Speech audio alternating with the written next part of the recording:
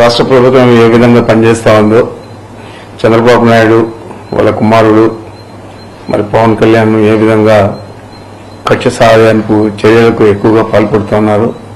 గతంలో కూడా ఇదే మిథున్ రెడ్డిని అప్పుడు ఎంపీగా ఉన్న తరుణంలో ఎయిర్పోర్ట్లో ప్యాసింజర్లందరినీ కూడా, ఇంటర్నేషనల్ ప్యాసింజర్లందరినీ కూడా వదిలేసి ఎయిర్ ఇండియా ఫ్లైట్ వెళ్ళిపోతే ఆ ఎయిర్ ఇండియా మేనేజర్ను నిలదీసినందుకు కొట్టాడని చెప్పి తప్పుడు కేసు పెట్టి అప్పుడు కూడా అరెస్ట్ చేశారు.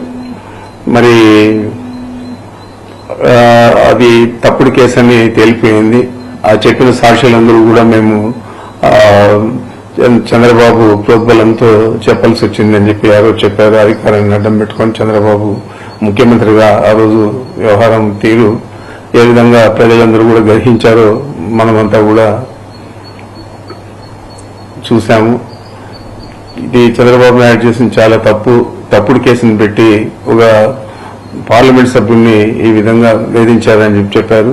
మరి ఇప్పుడు కూడా అతను అధికారంలోకి వచ్చినప్పటి నుంచి ఇప్పుడు దాకా అనేక కేసులు, ల్యాండ్లు అంటాడు, లేకపోతే ఈ తప్పుడు కేసులు అన్ని కూడా, మదనపల్లి ఫైల్స్ అంటాడు. ఆ ఫైల్స్ కు నాకు ఏం సంబంధం, ఇప్పటిదాకా సంబంధం లేదని చెప్పి ప్రతి ఒక్కరు కూడా చెప్పారు. ఈ ప్రభుత్వం కూడా ఏమీ తేల్చలేకపోయింది. మరి ఇలాంటి తప్పుడు కేసులన్నీ కూడా అనేక రకాల కేసులన్నీ పెట్టి వేధించడం జరుగుతూ ఉంది. మరి అనేక రకాలుగా అనేక కేసులన్నీ కూడా మా మీద పెట్టడం జరుగుతూ ఉంది. ఇప్పుడు తారస్థాయికి చేరి ఈ లిక్కర్ స్కామ్ లో మా తనయుడంటే మిథున్ రెడ్డి గారి ప్రమేయం ఉందని చెప్పి ఆయన 3 సార్లు ఎంపీకి రాష్ట్ర ప్రభుత్వంలో ఏమైనా పాల్గొనేదానికి, పాలు పంచుకునేదానికి అవకాశం ఉందని అడుగుతాను. ఏదో జగన్మోహన్ రెడ్డి గారితో సఖ్యతగా ఉండాడని చెప్పి ఆ ఒక్క నెపం మీద అతని మీద ఫాల్స్ కేసు పెట్టి ఈరోజు మళ్ళా నిన్న సాయంత్రం అరెస్ట్ చేశారు. ఈరోజు జైలు కూడా పంపించే పరిస్థితి ఉంది. మరి మనం చూస్తున్నాం, ఇది కూడా చూడండి మీరు, తప్పకుండా ఇది కూడా తప్పుడు కేసుగా తేలుతుంది. మరి ఇలాంటి తప్పుడు కేసులన్నీ పెట్టి ప్రభుత్వాన్ని నడుపుతూ ప్రతిపక్ష పార్టీలను అదుపులో తీసుకోవాలనే ఒక వేరే ఆలోచన చంద్రబాబు నాయుడు చేస్తున్నాడు. తప్పకుండా దీని పర్యవసానం వచ్చే ఎన్నికల్లో కాదు, రాజకీయ జీవితం మీదే ఒక తీరని మచ్చగా ఏర్పడుతుంది అనేది అతను ఆలోచన చేయలేదు. మరి ఎవరైనా రాజకీయాల్లో అంటే మంచి పేరుతో రిటైర్ అయ్యి బాగా పనిచేశాడు అనిపించుకోవాలి. ఆ విధంగా కాకుండా కక్షపూరితంగా విద్రోహ చర్యలకు ప్రభుత్వమే పాల్పడితే ప్రజలు ఎవరికి చెప్పుకోగలుగుతారని చెప్పి నేను అడుగుతున్నాను. ఈరోజు మిథున్ రెడ్డిని అరెస్ట్ చేయడం అనేది ఆయన ఎంపీనా లేకపోతే 3 సార్లు ఎంపీ మళ్ళా లోక్సభలో ఒక పార్టీకి నాయకత్వం వహిస్తా ఉన్నాడు. ఇవన్నీ ఒక పక్కన పెడితే నా కుమారుడుగా నేను చెప్తున్నాను, ఇది కేవలం మా మీదున్న కక్ష, మా మీదున్న విద్వేషం, ఎన్నికల్లో మేము దీటుగా ఈ జిల్లాలో పనిచేస్తామని చెప్పే ఆలోచన, ఇవన్నీ కలిపి చంద్రబాబు నాయుడు చాలా తీవ్రమైన వ్యతిరేకతతో ఈ చర్యకు పాల్పడినాడు. దీనికి తప్పకుండా ఈ జిల్లా ప్రజలే కాదు రాష్ట్ర ప్రజలు కూడా జవాబు చెప్తారు సమయం వచ్చినప్పుడు. నేనైతే దీని మీద చింతించడం లేదు. ఏదైనా కూడా మేము తప్పు చేయలేదు కాబట్టి అరెస్ట్ చేసినా కూడా ఆయన కడిగిన ముత్యంగా మళ్ళా బయటకు వస్తాడు. రాబోయే ఎన్నికల్లో మీరు ఏ విధంగా ఈ అపవాదులన్నీ కూడా ఈ అపకీర్తిని, మరి ఇట్లా అకృత్యాలను, ఇట్లా దుర్మార్గాలను మీరు ప్రజలకు ఏ విధంగా జవాబు చెప్తారో అనేది మీరు ఆలోచించుకోవాలని చెప్పి చంద్రబాబు చెప్తా ఉన్నా. ఏదేమైనా కూడా వైఎస్ జగన్మోహన్ రెడ్డి గారి నాయకత్వంలో వైఎస్ఆర్ కాంగ్రెస్ పార్టీ స్థిరంగా ఉంది. చాలా పట్టుదలగా ఇప్పుడు ప్రజలందరూ కూడా ఈ పార్టీని గెలిపేయాలని ఆలోచన చేస్తా ఉన్నారు.